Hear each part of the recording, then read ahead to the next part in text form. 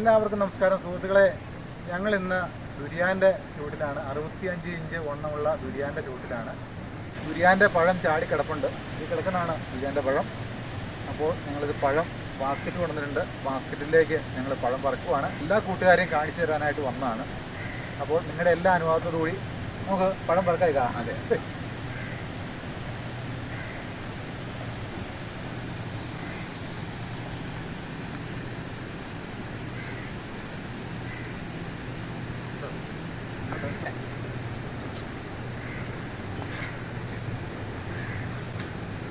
നല്ല മുള്ളുണ്ട് കേട്ടോ,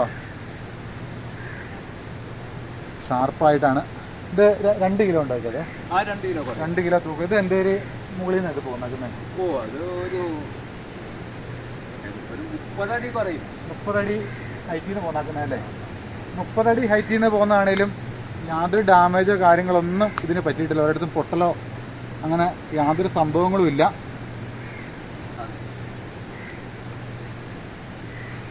നല്ല പഴുപ്പുള്ളു, നല്ല പഴുപ്പുണ്ട് കേട്ടോ. ഈ പരുവാകുന്നത് ഇത് കൂടുതൽ നിൽക്കത്തില്ലല്ലോ മരത്തല്ലേ? അതിന് മുമ്പ് തന്നെ താഴേക്ക് പോരും അല്ലേ? യാതൊരു പൊട്ടലോ അങ്ങനെ സംഭവങ്ങളൊന്നും ഇല്ല കേട്ടോ. ഇപ്പൊ നല്ല ഹാർഡാന്ന് തോന്നുന്നല്ലേ? എടുപ്പ് വരെ അടന്ന് പോയിട്ടില്ല, അതേപടി പോരുമല്ലേ? ഇതിന്റെ ഇത് അധികം നേരം ആയില്ലെന്ന് തോന്നുന്നില്ല പോന്നിട്ട്.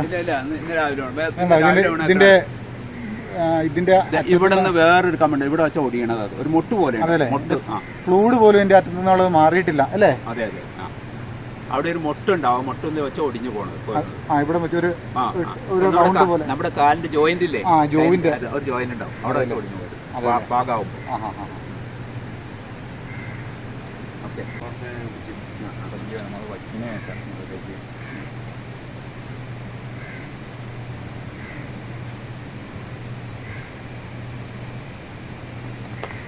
അപ്പോൾ ഇങ്ങനെ ബാസ്ക്കറ്റിലായിട്ടാണ് നമ്മൾ ഇത് കൊണ്ടുപോകുന്നത്.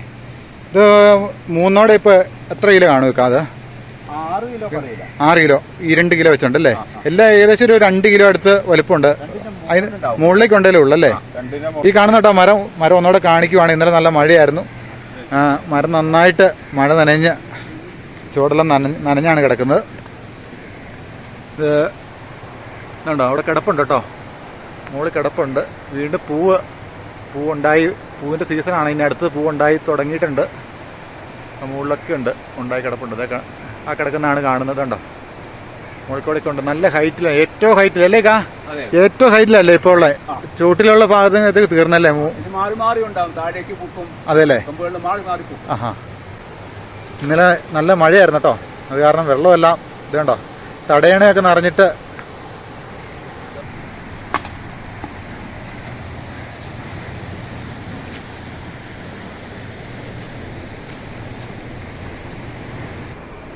ഈ വണ്ടി ഇങ്ങോട്ട് വരത്തില്ല. എന്താണെന്ന് വെച്ച് കഴിഞ്ഞാൽ അപ്പുറം ഒരു മരം ഒടിഞ്ഞ് ആടി കിടപ്പുണ്ട്. അത് കാരണം ഒരു 25 മീറ്ററെങ്കിലും നടക്കേണ്ടതായിട്ടുണ്ട്. ഇന്നലത്തെ കാറ്റത്ത് മതിലേക്ക് ഒടിഞ്ഞ് ആടി കിടക്കുന്ന കേട്ടോ. ഇത് വലിയൊരു പുളിമരമാണ്. വണ്ടി ഇങ്ങോട്ട് കടന്നു പോരത്തില്ല. ഇത് കാരണം ഇവിടെ വണ്ടി ഇട്ടിട്ട് ഞങ്ങൾ അങ്ങോട്ട് നടന്നു പോയത്.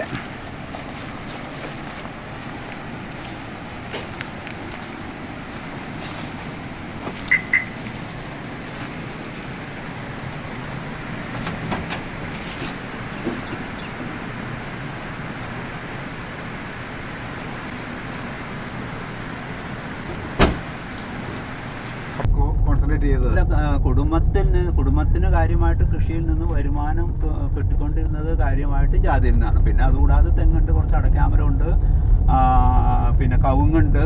ഇതെങ്കിലൊക്കെ ഉണ്ടെങ്കിലും നമ്മൾ ജനറലി നോക്കുമ്പോൾ ഏറ്റവും ലാഭം ജാതിമരമായിരുന്നു. ഇപ്പൊ ജാതി കൃഷി ഇപ്പം എങ്ങനെ പോകുന്നു? ഇപ്പൊ ജാതി മരത്തിന്റെ പഴയ കാലമല്ല. ഒന്ന് ഇതിന് രോഗങ്ങളൊക്കെ വന്നു തുടങ്ങിയിട്ടുണ്ട്. പിന്നെ നമ്പർ 2 ലേബർ കൂടുതലാണ് ജാതിക്ക്. നമ്മൾ ജാതിക്ക് അതാത് ദിവസം പക്കിയെടുക്കണം.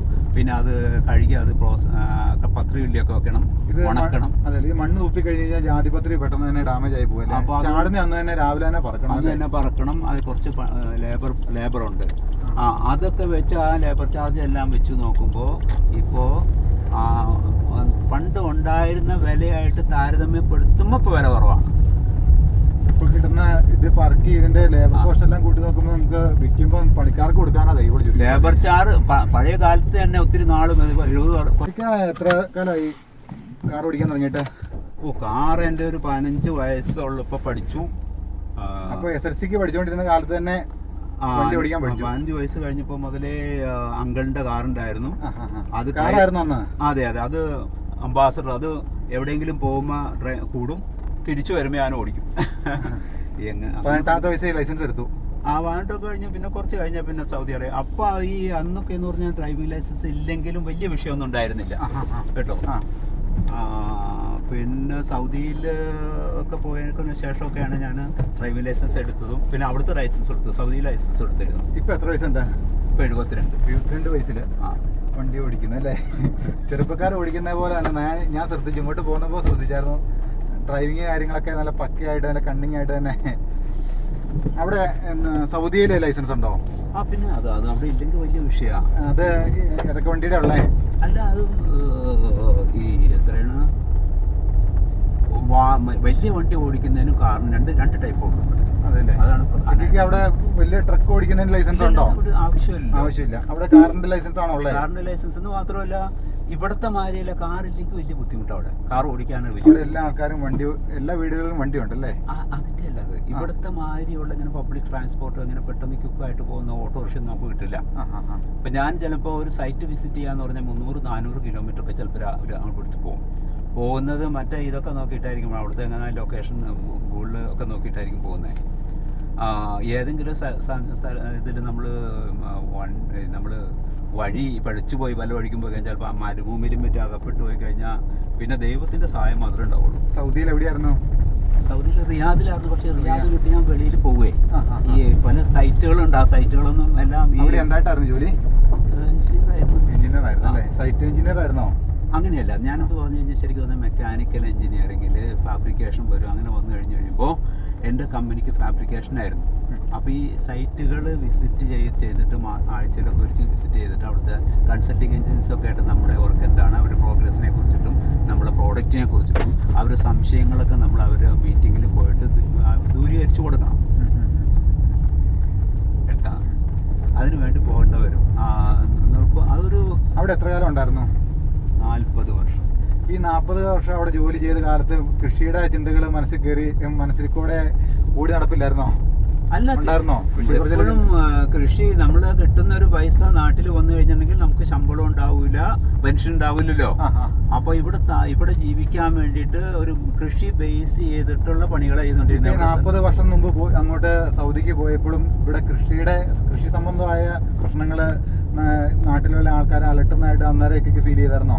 അല്ല, അന്നും കൃഷി വലിയ ലാഭകരമല്ലായിരുന്നു. ജാതിമരമാണ് ഞങ്ങളുടെ ഈ നാടിനെ സംബന്ധിച്ചിടത്തോളം, എൻ്റെ ഈ നാടിനെ സംബന്ധിച്ചിടത്തോളം ലാഭകരമായിട്ടുള്ള ജാതിമരം ഉണ്ടായിരുന്നു കേട്ടോ. അന്ന് നെൽകൃഷിയൊക്കെ ഉള്ള നഷ്ടം തന്നെ, ഒരു സംശയമില്ല.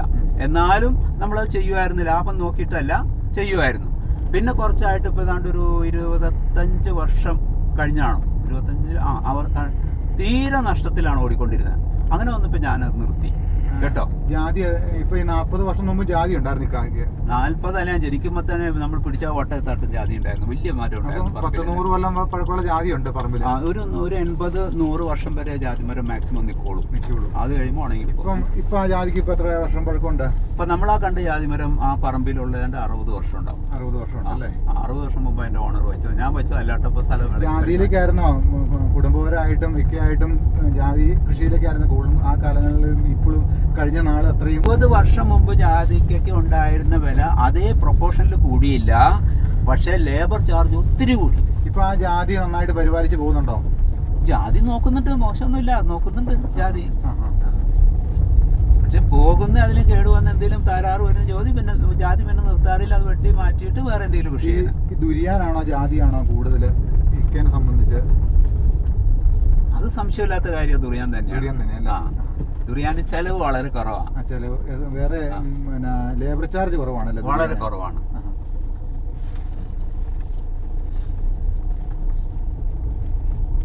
നല്ല ഡ്രൈവിംഗ് കേട്ടോ പ്രസാദേ. ഡ്രൈവിംഗ് ഇഷ്ടപ്പെട്ടോ? ഡ്രൈവർ എനിക്ക് ഇഷ്ടപ്പെട്ടു. എന്ത് വഴിയാണെങ്കിലും എല്ലാം പരീക്ഷിച്ച് നോക്കൂ അല്ലേ? എല്ലാം നമുക്ക് അറിയാം. ഇനിയിപ്പോൾ എല്ലാം വെക്കണമെന്നില്ല. കൊക്കോയും വാനിലയും ഒക്കെ നമ്മൾ നേരത്തെ ചെയ്ത് നിർത്തി കളഞ്ഞാലേ ഇനിയിപ്പോൾ എന്തോ ഇപ്പോൾ കൊക്കോയ്ക്ക് എന്തോ വലിയ വില കൂടി കൊക്കോ വെക്കുന്നൊക്കെ കർഷകർ പറയുന്നുണ്ട്. അതൊക്കെ വെറും മണ്ടത്തര. കാരണം വെച്ചാൽ ഇതൊന്നും നമ്മൾ ഉപയോഗിക്കണമല്ല, വ്യാവസായിക ഉപയോഗത്തിനുള്ളതാണ്.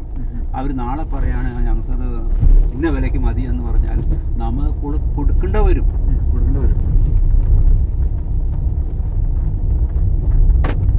എന്തൊന്ന് വയ്ക്കുമ്പോൾ ഇത് വിദേശ ലോക മാർക്കറ്റിൽ വേൾഡ് മാർക്കറ്റിൽ എന്താ വില ഉള്ളത് കേട്ടോ. വേൾഡ് മാർക്കറ്റിലുള്ള ടൈപ്പ് ഫലവൃക്ഷങ്ങൾ നമ്മുടെ നാട്ടിൽ തന്നെ പരീക്ഷിക്കാത്തേക്കാം. അതിനുള്ള താല്പര്യങ്ങൾ തന്നെ നമ്മുടെ കൃഷി ആർക്കും വലിയ താല്പര്യമില്ല. കണ്ടോ ഇതിൽ വാഴ വെച്ചേക്കണോ? ഇത് നിറച്ച് തെങ്ങുണ്ടായിരുന്നു. അത് ഈ വാഴയ്ക്കൊക്കെ രാസവളമൊക്കെ ഇട്ട് ഓരോന്നും നശിച്ചു പോയിക്കൊണ്ടിരിക്കുക. ഇതൊരു ജന്മിയുടെയാണ്, ഒരു മനയുടെയാണ്. അവർക്ക് കൃഷിയെക്കുറിച്ചൊന്നും അറിയില്ല, പറമ്പിലേക്ക് ഇറങ്ങില്ല. പാട്ടത്തിന് കൊടുത്തേക്കാണ് കംപ്ലീറ്റ്. വാഴ വയ്ക്കുന്നവൻ രാസവളത്തിന്, ഇത് ജൈവവളത്തിന് പകരം രാസവളത്തിന്റെ ഉപയോഗം പൊതുവെ കുറഞ്ഞല്ലേ. മൊത്തം അവൻ മാക്സിമം. അവരെ സംബന്ധിച്ചിടത്തോളം അയാളുടെ ആ മണ്ണ് നന്നാവണമെന്നോ ഫ്യൂച്ചറൊന്നും അവർ നോക്കുന്നില്ല. മണ്ണ് പരിശോധിച്ചുള്ള ഒരു കൃഷി ഈ ശരിക്കും പറഞ്ഞു കഴിഞ്ഞാൽ അങ്ങനെയുള്ള കൃഷിയിലേക്ക് മാറിയാലല്ലേ നമ്മൾ പ്രതീക്ഷിക്കുന്ന ഒരു ഈൽഡ് കിട്ടത്തുള്ളൂ. അങ്ങനെ ചെയ്യുന്നവരുണ്ട്, പക്ഷെ അത് നല്ല എക്സ്പെൻസൊക്കെ അവരെ പൈസ വേണം. ബാങ്കിൽ പൈസ ഇട്ടിട്ട് വേണം അതിനകത്തേക്ക് ഇറങ്ങാൻ. പക്ഷേ പൊതുവെ നോക്കുമ്പോൾ പ്രോഫിറ്റബിൾ ആയിരിക്കല്ലേ? അല്ല, അങ്ങനെ ചെയ്യുന്നവർക്ക് ലാഭം തന്നെയാണ്, സംശയമില്ല. ആവശ്യമില്ലാത്ത വളങ്ങൾ വാരി മണ്ണിലേക്ക് എറിഞ്ഞിട്ട് കയറ്റിക്കൊണ്ട് കല്ലെറിയുന്ന പോലെ ആകണമല്ലോ. ചിലപ്പോൾ നമ്മൾ ചെയ്യുന്ന രാസവളം എന്ന് പറഞ്ഞാൽ അതിന് ദോഷം ചെയ്യുന്നതായിരിക്കും. ആൾറെഡി മണ്ണിലുള്ള വളം അതിനകത്തേക്ക് വീണ്ടും ചെയ്യരുത്. അറിയാതെ പലരും ചെയ്യുന്നുണ്ട്. കൃഷി നന്നായിട്ട് കോൺസെൻട്രേറ്റ് ചെയ്ത് വേണ്ട രീതിയിൽ കൃഷിയെ പരിപാലിച്ചു കഴിഞ്ഞ് കഴിഞ്ഞാൽ നല്ലൊരു ആദായം അതിൽ നിന്ന് ഉണ്ടാക്കാൻ പറ്റും. തീർച്ചയായിട്ടും. അത് എല്ലാത്തിനും ഉപരിയായിട്ടൊരു മാനസികമായിട്ടൊരു സന്തോഷമുണ്ട് കൃഷിയിൽ. അത് പൂവും കായ്ക്കുകയൊക്കെ ചെയ്യുമ്പോൾ ഒരു മാനസിക ഉല്ലാസം ഉണ്ടല്ലേ? അതെ. പണിക്കാരിലൂടെയൊക്കെയും കൂടാറുണ്ടോ അവരെ സഹായിക്കാനായിട്ട്? ഞാൻ വെറുതെ നിൽക്കാറില്ല. ഞാൻ എൻ്റേതായിട്ടുള്ള പണി ഇപ്പോഴും ചെയ്തുകൊണ്ടിരിക്കും എല്ലാ നേരത്തും. കാരണം എന്താണെന്ന് വെച്ച് കഴിഞ്ഞാൽ നമ്മൾ കടന്ന്